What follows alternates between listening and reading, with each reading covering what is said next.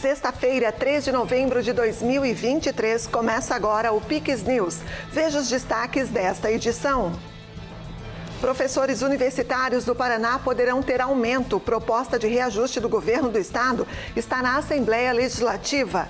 Chuva volta a castigar Santa Catarina. Uma rua se transformou em um rio de lama na manhã desta sexta-feira em Blumenau, no Vale do Itajaí. Jogos Pan-Americanos na reta final. Brasil conquista mais vitórias históricas.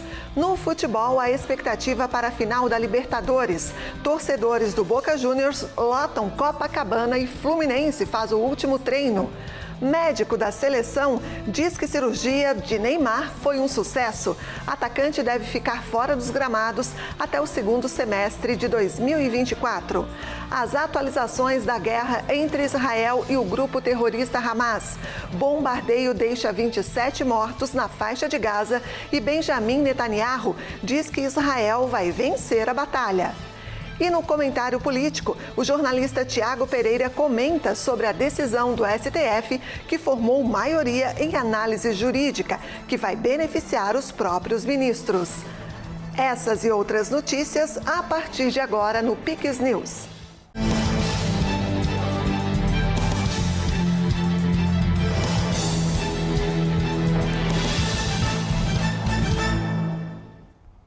Olá, obrigada pela sua companhia. Nós estamos ao vivo, agora são 8h03. Começamos falando sobre as chuvas que não dão trégua em Santa Catarina. Uma rua se transformou em um rio de lama na manhã desta sexta-feira em Blumenau. Imagens compartilhadas nas redes sociais e confirmadas pelos bombeiros mostram o deslizamento. Também na cidade, nesta sexta-feira, uma árvore caiu em cima de uma casa de madeira que desabou e feriu 2 pessoas.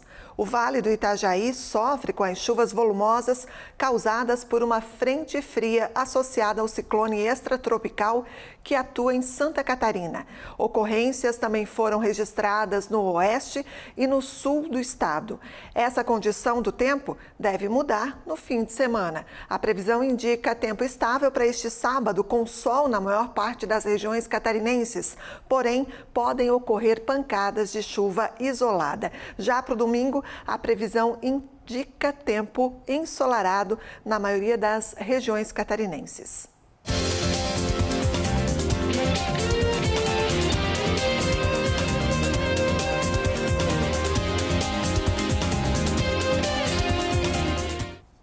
E a equipe médica de Neymar afirmou que o atacante foi operado com sucesso.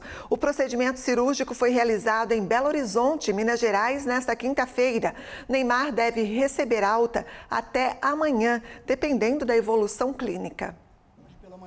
Em coletiva, na manhã desta sexta-feira, o médico da seleção brasileira, Rodrigo Lasmar, falou aos jornalistas sobre o bom desempenho do procedimento cirúrgico. Hoje pela manhã ele passou por um tratamento cirúrgico para correção dessas lesões. Foi feita uma reconstrução do ligamento cruzado anterior, o reparo das lesões meniscais dos 2 meniscos e a cirurgia foi um sucesso, ficamos muito satisfeitos. O Dr. Juan David, diretor do Al-Hilal, está conosco, veio para acompanhar a cirurgia e ficamos muito satisfeitos com o resultado, a cirurgia foi um sucesso. A cirurgia foi feita neste hospital de Belo Horizonte. A expectativa é que o craque fique fora dos gramados, pelo menos até o segundo semestre de 2024. Neymar sofreu uma lesão no joelho esquerdo na derrota do Brasil para o Uruguai por 2-0 em Montevidéu, no dia 17 de outubro, pelas eliminatórias sul-americanas para a Copa do Mundo de 2026. E agora nós vamos falar sobre os Jogos Pan-Americanos. Já na reta final, faltando praticamente 2 dias para o término da competição continental, o Brasil conquistou mais medalhas nesta sexta-feira. Quem traz as informações é o repórter Vinícius Pacheco. Boa noite, Vini. Medalha histórica, é isso? Boa noite, Andréia. É isso mesmo. Boa noite para quem nos acompanha aqui no Pix News. Pela primeira vez, o Brasil conquistou uma medalha de ouro no individual geral da ginástica rítmica em Jogos Pan-Americanos. A grande campeã foi a Bárbara Domingos. E o bronze também ficou com as brasileiras. Maria Eduarda ficou com o 3º lugar nesta competição. E ainda teve ouro na apresentação do conjunto. o quinteto brasileiro formado por Bárbara Galvão, Débora Medrado, Giovana Oliveira, Maria Eduarda e Nicole Duarte fez a melhor nota na prova mista, que inclui bola, arco e fita. Parabéns aí para as meninas. No atletismo também teve mais medalhas, 2 ouros, 1 bronze para o Brasil novamente. Renan Galina venceu os 200 metros rasos também e ganhou o ouro no revezamento por 2 vezes. Olha só. E o masculino, na equipe, ele conseguiu com o Rodrigo do Nascimento, Felipe Bardi e Eric Cardoso. Então a equipe formada aí no revezamento trouxeram o ouro e o Renan Galina trazendo no individual do atletismo. Ana Carolina Azevedo, no feminino, ficou com o bronze nos 200 metros. Agora falando de canoagem, gente, dá para se dizer que a cidade de Ubaitaba, na Bahia, é o celeiro desse esporte. Foi de lá, por exemplo, que saiu Isaías Queiroz, campeão olímpico, multimedalhista que todo mundo conhece. E também os jovens Evadilson Neto e Felipe Vieira, que conquistaram a medalha de prata na prova dos 500 metros. Parabéns aí para os garotos, que esta foi a primeira vez deles no PAN e já começaram muito bem. Com tanta notícia boa assim, vamos então mostrar o quadro de medalhas. E aqui a gente vai já dizer para vocês que o Brasil continua na segunda colocação e com muitas medalhas. Os Estados Unidos continua na frente com 98 ouros, 60 prata, 72 bronze, no total de 230. Na segunda colocação vem o Brasil, com 55 ouro, 59 prata, 48 bronze, totalizando 162 medalhas para o Brasil. Parabéns para a garotada e dá para alcançar o recorde, como a gente falou, né, que é de 169. Faltam poucos dias para finalizar. A gente consegue chegar lá, né, André? Com certeza, a torcida não vai faltar, né, Vini? Com certeza. Agora, saindo do atletismo, saindo da canoagem e falando de futebol. Porque ontem a gente teve mais uma rodada do Brasileirão, a 31ª rodada do Brasileirão sendo completada e o Bragantino enfrentou o Goiás lá em Goiás. Ficou 2-0 para o Bragantino. Vamos ver como é que foi? Então, o Bragantino saindo na frente com o Thiago Borbas, aproveitando bem, enfiada de bola, a equipe do Goiás por 2 vezes vai ter um gol parecido com isso. Olha só, mais uma enfiada de bola no meio da defesa, o Bragantino muito bem, desviando aí o goleiro, driblando o goleiro e fazendo o Thalisson de Almeida, o segundo gol para o Bragantino e deixando o Bragantino ainda vivo na competição pelo título inédito. Temos também agora falando uma briga lá embaixo, São Paulo e Cruzeiro, joguinho magro, apenas um gol. Vamos ver como é que foi?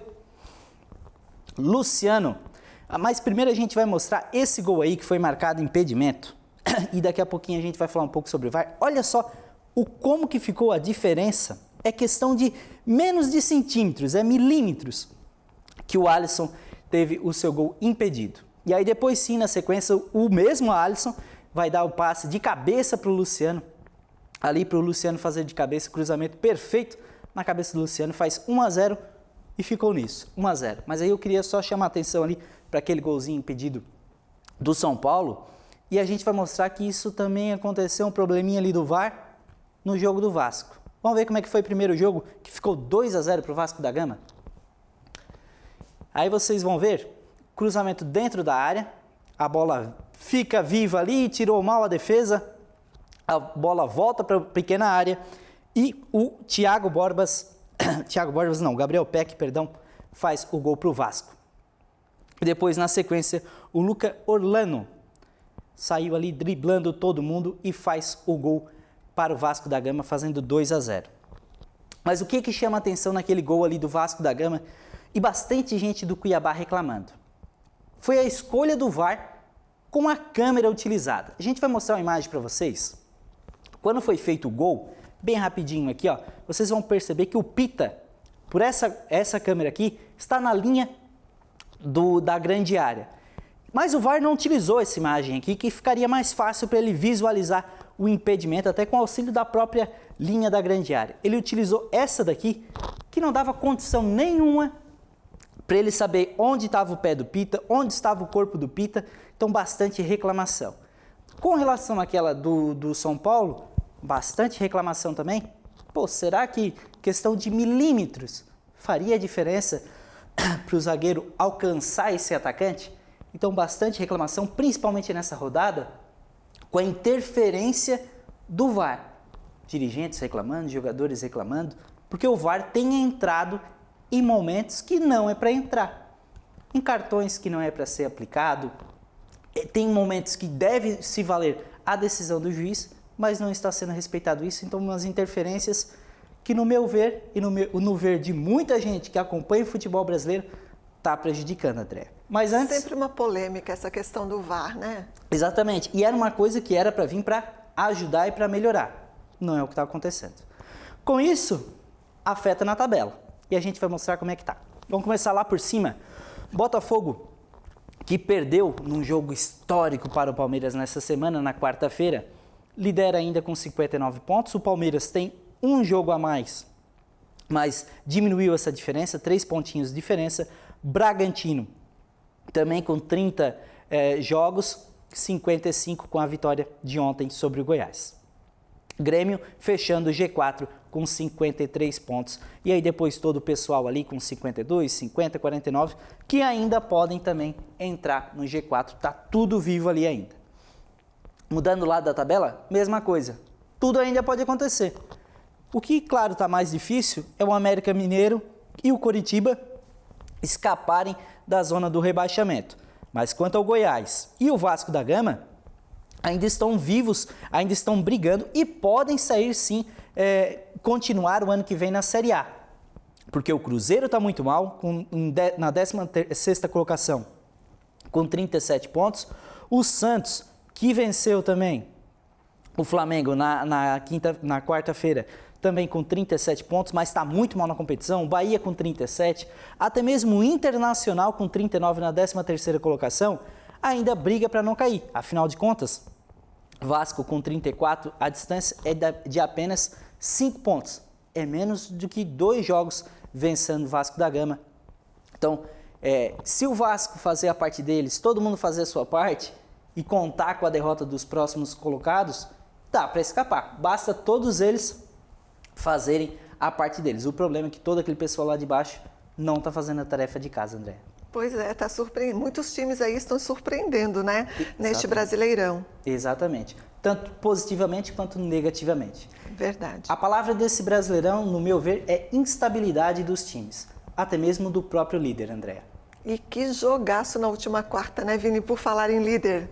Quem ia imaginar que o Palmeiras ia virar em cima do Botafogo? Exatamente. Assim como quando começou a própria Libertadores, que daqui a pouquinho a gente vai falar também, ninguém apostava tantas fichas que os dois que vão para a final agora no sábado também seriam os dois finalistas, o Boca Juniors e o Fluminense. Todo mundo apostava no próprio Palmeiras, no próprio Fluminense, no próprio Flamengo, mas quem chegou foi as zebras, vamos dizer assim, o próprio Fluminense e o Boca Juniors. Você já deu spoiler. Muito obrigada pela sua participação. Muito obrigado, André. Bom fim de semana e a gente se encontra amanhã no Pix News especial de sábado. Até lá. Até lá. Então, agora vamos falar de Libertadores, porque há 2 dias da final da competição, no Maracanã, uma multidão de torcedores do Boca Juniors se reuniu na famosa praia de Copacabana, zona sul do Rio de Janeiro. A Prefeitura do Rio espera mais de 100 mil torcedores do Boca até amanhã, apesar de a Conmebol ter colocado à venda apenas cerca de 22 mil ingressos para torcedores de cada vez no estádio. Os 2 times vão se enfrentar na decisão da Libertadores da América.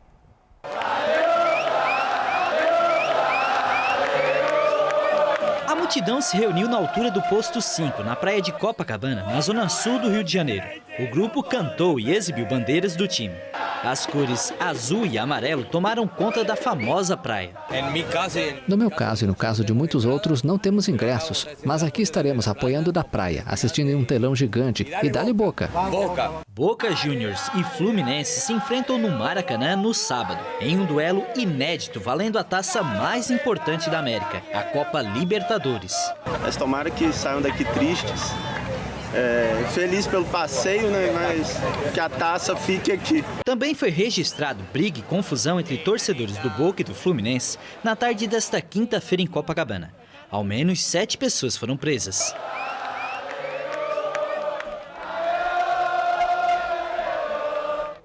E o assunto ainda é Libertadores. O meio-campista do Fluminense, André, antecipou nesta sexta-feira as expectativas entre os jogadores do tricolor das Laranjeiras para a final da Copa Libertadores da América. Sexta-feira de sol e muito calor no Rio de Janeiro, mas nada de descanso na véspera do jogo mais importante da história do Fluminense. Os atletas do tricolor das Laranjeiras treinaram forte para o confronto de amanhã contra o Boca Juniors, valendo a taça da Copa Libertadores. Um dos destaques da equipe carioca, o meio-campista André, falou sobre a expectativa para a partida. Vai ser um jogo de muita competição, o time deles é um time que trabalha muito, que marca muito bem, explora bem os contra-ataques, uma equipe que também tem muita qualidade.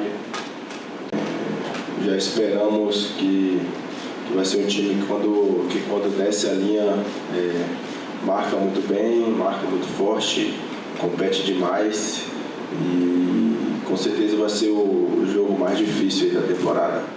O Fluminense entra em campo no sábado em busca do título inédito para espantar os fantasmas da decisão de 2008.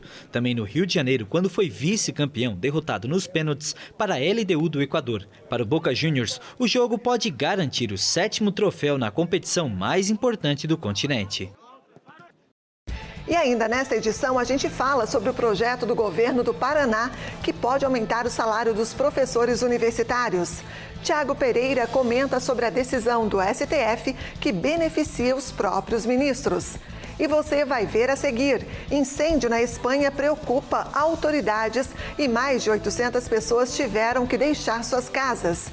E as atualizações da guerra entre Israel e o grupo terrorista Hamas. É depois do intervalo, voltamos já.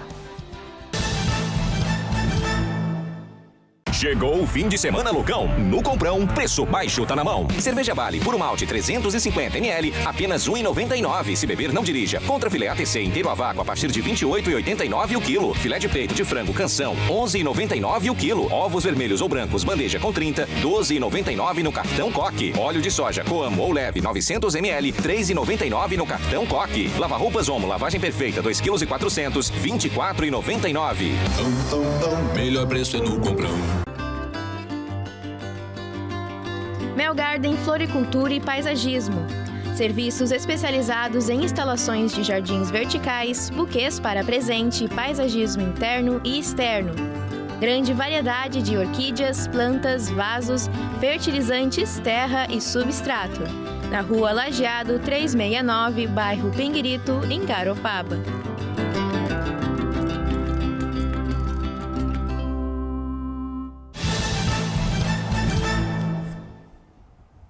Olá, estamos de volta, agora são 8h19. Um incêndio agravado por ventos fortes assola nesta sexta-feira o leste da Espanha. Mais de 800 pessoas tiveram de ser evacuadas. As chamadas surgiram nesta quinta-feira perto da cidade de Montechelvo, na região costeira de Valência, e já devastaram entre 1.000 e 1.400 hectares, segundo os serviços de emergência.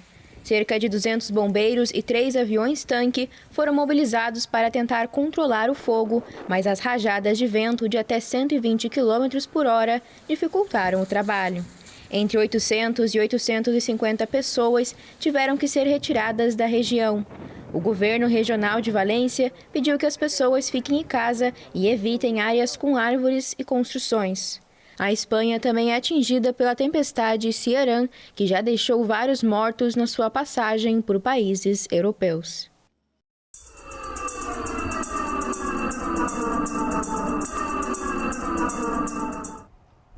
Israel continua com ofensiva contra o grupo terrorista Hamas, que mantém mais de uma centena de reféns. Em um pronunciamento, o primeiro-ministro israelense Benjamin Netanyahu disse que está determinado a vencer as guerras militares e econômicas contra o grupo terrorista. As ofensivas continuam no território da faixa de Gaza, controlado pelo grupo terrorista Hamas. O governo da região, que não é reconhecido internacionalmente, alegou nesta quinta que pelo menos 27 pessoas morreram em um bombardeio israelense próximo a uma escola das Nações Unidas no campo de refugiados de Jabalia. Imagens da AFP mostram vários feridos em frente à instituição de ensino, que abrigavam muitos deslocados pela guerra, incluindo crianças. Mas a informação não pode ser confirmada, já que o grupo terrorista pode ter atacado o local na tentativa de culpar Israel por crime de guerra. O acampamento de refugiados de Jabalia, o maior de Gaza, já havia sido bombardeado na terça e na quarta-feira em ataques que deixaram pelo menos 195 mortos, de acordo com os terroristas. Esse é mais um balanço que não pode ser confirmado. No pronunciamento nesta quinta-feira, o primeiro-ministro de Israel, Benjamin Netanyahu, declarou que está determinado a vencer as guerras militares e econômicas contra o Hamas. Essa vitória não envolve apenas um esforço militar, porque também tem relação com a manutenção de uma economia nacional resiliente. Estamos dispostos a ajudar todos os que precisarem. Minhas orientações são claras. Deem dinheiro a quem precisa. Nós vamos cuidar de todos, assim como fizemos durante a pandemia de coronavírus.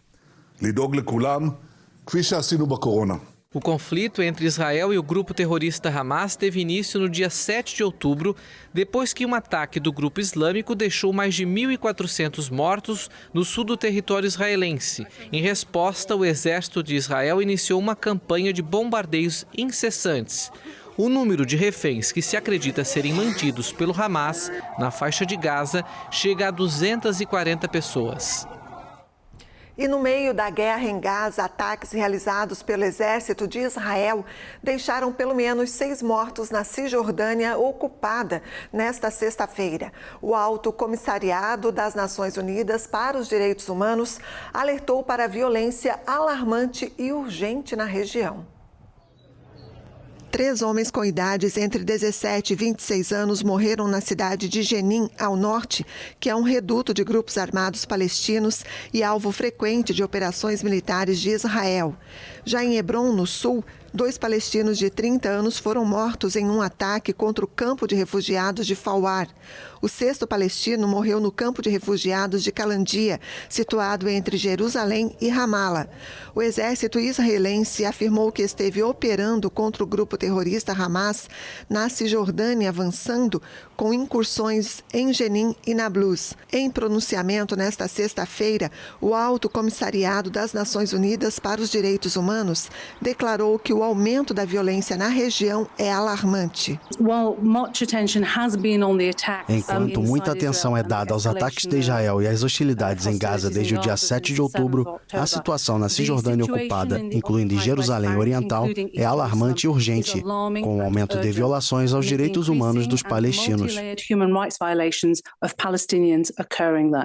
Os episódios de violência na Cisjordânia se repetem há meses e ganharam ainda mais força com a guerra entre Israel e o grupo terrorista Hamas em Gaza. E você vai ver a seguir: professores universitários podem ter novo reajuste. Proposta do governo do estado do Paraná segue para análise dos deputados. E no comentário político, a decisão do Supremo Tribunal Federal que pode beneficiar os próprios ministros. É depois do intervalo, nós voltamos já. O governo do estado trabalha para garantir a permanência da família no campo e o futuro do nosso agro. Investe em pesquisa, linhas de crédito e mais tecnologia. Os projetos apoiam iniciativas, facilitam a aquisição de equipamentos e possibilitam a inclusão digital. Através da Secretaria de Agricultura, oferece cursos técnicos específicos para o jovem do campo. Aqui, o agro é levado a sério. Governo de Santa Catarina.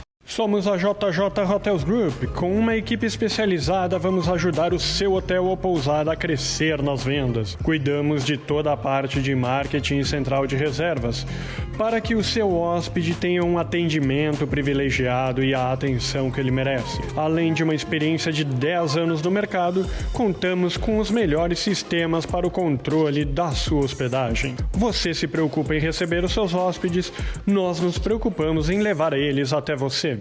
Já pensou em estar em um lugar assim? É que visitar minha morada é viver um sonho acordado. E agora ficou mais fácil para ti me conhecer. Curta Garopaba na palma da sua mão. Mais que um aplicativo, um guia turístico de tudo o que você pode fazer aqui. Tem praias, trilhas e calendário de eventos. Além do turismo cultural com boas histórias. Uma verdadeira viagem pelas minhas memórias. Isso tudo sabendo se tá quente e se tá frio com a previsão do tempo. E até notícias, informações do horário de ônibus e de telefones importantes. Baixe agora mesmo, monte seu roteiro e curta Garopaba na palma da sua mão. Estamos de volta agora, 8h27. O governo do estado do Paraná encaminhou à Assembleia Legislativa do estado uma proposta de reajuste do salário dos professores universitários. A proposta varia de 5 a 25 pontos percentuais de acordo com o nível de formação dos docentes do ensino superior, sendo as maiores correções para os professores com nível de doutorado, que compõem cerca de 80% do quadro das universidades estaduais. Nós, ao longo desse ano de 2023 e também até em 2022, fomos ajustando algumas carreiras do estado de forma justa, né? E com a necessidade de modernizar essas carreiras. Fizemos isso na educação nossa aqui do estado, fizemos isso também na Polícia Militar, Polícia Civil, parte de Procuradoria, tantas outras áreas, saúde, enfim. E nós tínhamos o compromisso de também modernizar a carreira dos nossos professores das universidades do estado do Paraná, que é um ativo maravilhoso que nós temos no estado. E depois de muito trabalho, né, de muitos estudos, daquilo que o estado tem condição de honrar, nós fechamos aqui um investimento de mais de 200 milhões.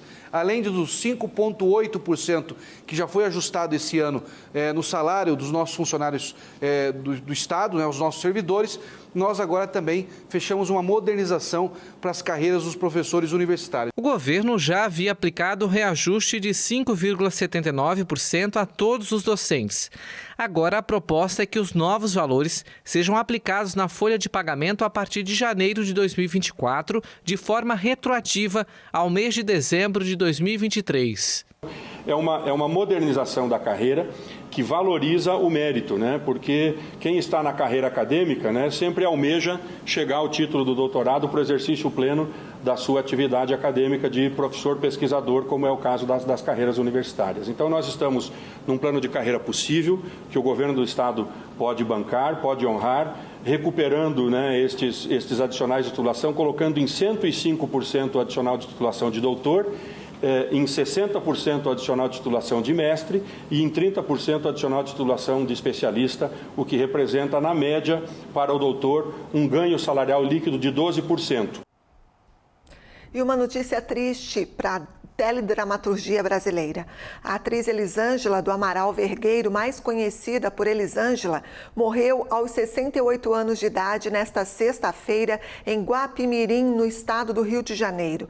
Ela fez sucesso em produções como as novelas Força do Querer, A Dona do Pedaço, entre muitas outras obras. Segundo a Prefeitura Municipal de Guapimirim, a atriz deu entrada no Hospital Municipal José Rabelo de Melo com uma parada cardiorrespiratória depois de ser atendida por equipes do SAMU.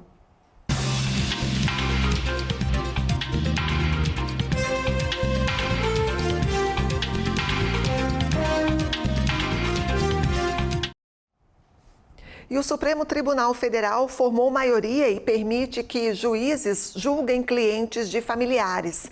Eles analisaram uma ação que pede a inconstitucionalidade de norma do Código de Processo Civil que impedia o ato. Assunto para o jornalista Tiago Pereira, que já está aqui comigo no estúdio. Tiago, com essa decisão, o STF não alerta, ou melhor, não flerta com a imoralidade? Antes de você responder, seja bem-vindo depois de uns dias aí de férias. Obrigado, André. Boa noite a você e a toda a nossa audiência qualificada. Boa noite. Flerta, sim, como diversas outras vezes já flertou, e a gente vai esmiuçar um pouco melhor essa nova notícia que chega aí pra gente, que certamente a nossa audiência vai ficar boca aberta. O julgamento em plenário virtual sem debate, sem reunião dos ministros e sem transmissão da TV Justiça. É isso mesmo. É o famoso na calada da noite. Assim, os nobres ministros do Supremo trataram um assunto que passou batido da grande mídia e que interessa, sabe, principalmente a quem? A eles mesmos. É isso. Os mesmos que adoram pegar peça de bons moços no rigor da lei, se lambuzam na imoralidade, como a Andréia falou. Na prática, o que eles querem que seja permitido é que os juízes possam julgar os processos dos escritórios de esposas, pais, filhos, primos, isso mesmo. A decisão beneficia os próprios ministros do STF. Gilmar Mendes, Cristiano Zanin, Dias Toffoli e Alexandre de Moraes, que são casados com advogadas. Já os ministros Luiz Roberto Barroso, Luiz Fux e Edson Fachin, por exemplo, são pais de advogados. Tá tudo em casa. O processo, por hora, está parado, mas com esse placar, é a aprovação praticamente certa, né? Devem estar, portanto, esperando algum assunto polêmico vir à tona para passarem mais essa imoralidade na justiça e política brasileira. Quando a gente acha que viu tudo, vêm esses assuntos nos fazerem refletir sobre a quem mesmo eles, políticos, ministros e togados representam, porque eu, sinceramente, não me sinto nem um pouco representado por essa gente que come caviar e arrota a pescadinha frita aqui no nosso litoral, né? Sim, porque tem altos salários, cargos vitalícios, inúmeras mordomias, e mesmo assim eles são convidados incessantemente para inúmeras palestras e eventos internacionais para darem suas opiniões. E eu pergunto, ao custo de quem? Com qual objetivo? Ou melhor, refazendo a pergunta, com interesse de quê? Zanin, por exemplo, ao ser nomeado por Lula, deixou todos os processos que o atual presidente, que havia sido condenado na Lava Jato, tem com a esposa dele, que é advogada. E eu pergunto, quando esse processo deve chegar lá, vão usar o quê? Vão argumentar o quê? Os princípios da razoabilidade e da proporcionalidade, que a maioria da população sequer sabe o que é? Pois é. Brasil, verás que um filho teu não foge à luta, porque a vontade que dá é realmente fugir, porque do jeito que está é cada vez pior. Então, mais uma notícia que a gente fala e faz esse trocadilho de que sim, parece-me flertar literalmente com a imoralidade, porque você imagina, a esposa do Zanin está com os processos de Lula. Lula o indicou ao Supremo, né? Em casa, é impossível que eles não comentem sobre o processo. O Gilmar Mendes até usou na citação dele, que foi um plenário virtual, não houve discussão, não houve transmissão, ou seja, se a imprensa não noticia, ninguém fica sabendo. Ele disse que não tem como um juiz ficar sabendo de todos os processos que os escritórios dos parentes administram. Sim, eu concordo. Um escritório de um primo lá distante, né? Agora, da esposa, do filho, é muito querer trazer para si a responsabilidade de, não, leva lá no meu escritório que lá a gente vai resolver, né? Porque lá eu conheço fulano, eu tenho relacionamento com o procurador tal, eu conheço o ministro ministro é meu pai. Então, chama assim, eu acredito que, é claro que no direito tem uma série de regras que proíbem uma série de ações relacionadas à publicidade, e eles não explicitam essa informação que eu estou trazendo aqui, mas certamente quando alguém os procura, pensam, principalmente quem tem dinheiro, quem tem condição financeira, as grandes empresas. Aí eu pergunto, com quem estão os processos de Mariana, de Brumadinho, da Vale do Rio Doce? Estão em escritórios de parentes dos ministros do Supremo Tribunal Federal. E o Brasil se pergunta, que punição essas empresas, essas pessoas tiveram? Quem são os responsáveis? Os afetados, né? Já foram indenizados? Que tipo de indenização? Foi justa essas indenizações? Os processos estão parados.